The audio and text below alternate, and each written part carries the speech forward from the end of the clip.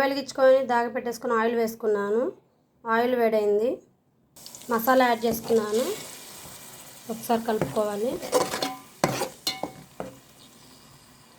ఆయిల్లో ఫ్రై అవ్వాలి మసాలా. మసాలా ఫ్రై అవుతుంది. పసుపు యాడ్ చేసుకోవాలి. అంతా కలిసేలా ఒకసారి కలుపుకుంది.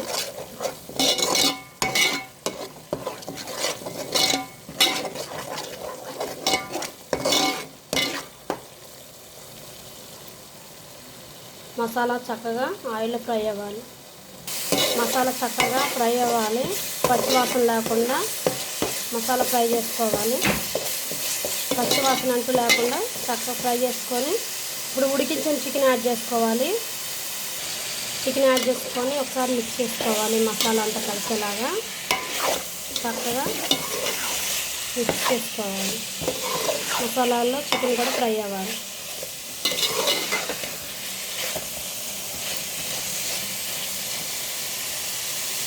వాష్ చేసుకున్న గోంగూర యాడ్ చేసుకుందాం. శుభ్రంగా కడిగి పెట్టుకున్న గోంగూర యాడ్ చేసుకోవాలి.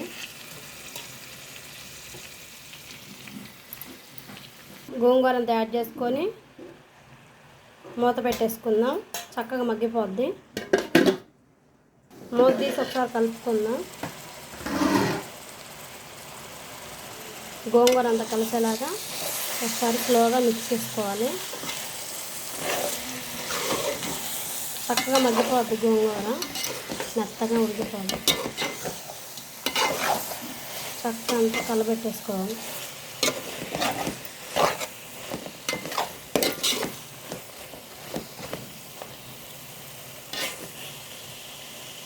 చక్కగా మగ్గబెట్టుకోవాలి.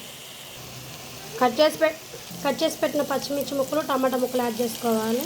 ఇందాక క్లిప్ మిస్ అయిందండి. అంతా కలిసేలాగా ఒకసారి కలుపుకోవాలి.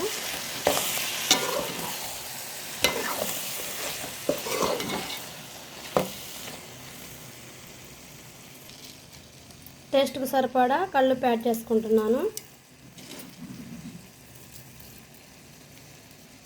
ఒకసారి మిక్స్ చేసుకుందాం.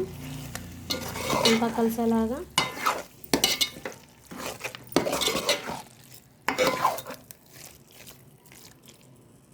ఉంచుకుందాం.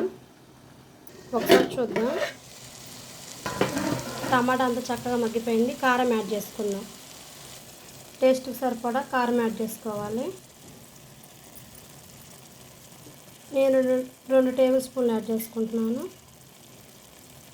ఒకసారి అంతా కలిసేలా కలుపుకోవాలి. అంతా చక్కగా కలిసేలాగా కూరకు పట్టేలా కలుపుకోవాలి. కొంచెం స్పైసీగా ఉంటే టేస్ట్ బాగుంటుంది. చికెన్ గోంగూర కొంచెం కారం ఎక్కువగానే పడుతుంది.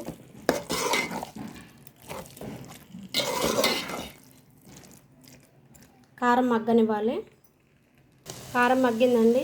మిక్సీ పట్టుకున్న మసాలా జార్లో కొంచెం వాటర్ యాడ్ చేసుకొని ఆ మసాలా వాటర్ యాడ్ చేసుకుందాం గ్రేవీ కోసం. ఒకసారి అన్నీ కలిసేలా కలుపుకుందాం. స్లోగా కలుపుకోవాలి.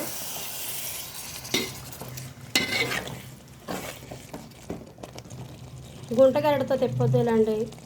ప్లేన్ వాటితో తిప్పుకోండి. ముక్క చెదరకుండా ఉంటుంది. పీస్ అవ్వకుండా ఉంటుంది. గుంటగరిటలు వాడొద్దు. క్లీన్ చేసి పెట్టుకున్న కొత్తిమీర యాడ్ చేసుకుంటున్నాను. టేస్ట్ బాగుంటుంది. ఒకసారి అంతా కలిసేలా మిక్స్ చేసుకోవాలి. కొత్తిమీర అంతా యాడ్ అయ్యేలాగా చక్కగా మిక్స్ చేసుకోవాలి. ధనియాల పౌడర్ యాడ్ చేసుకుందాం. టేస్ట్ బాగుంటుంది. ఫైనల్గా అంతా ఒకసారి మిక్స్ చేసుకోవాలి. స్లోగా మిక్స్ చేసుకుందాం.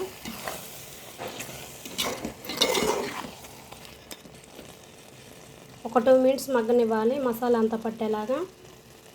అంతేనండి, చికెన్ గోంగూర కర్రీ రెడీ అయిపోయింది. స్టవ్ ఆఫ్ చేసుకోవాలి. నేను చేసిన చికెన్ గోంగూర కానీ మీకు నచ్చినట్లయితే లైక్ చేయండి, షేర్ చేయండి, మా ఛానల్ని సబ్స్క్రైబ్ చేసుకోండి. బాయ్ అండి.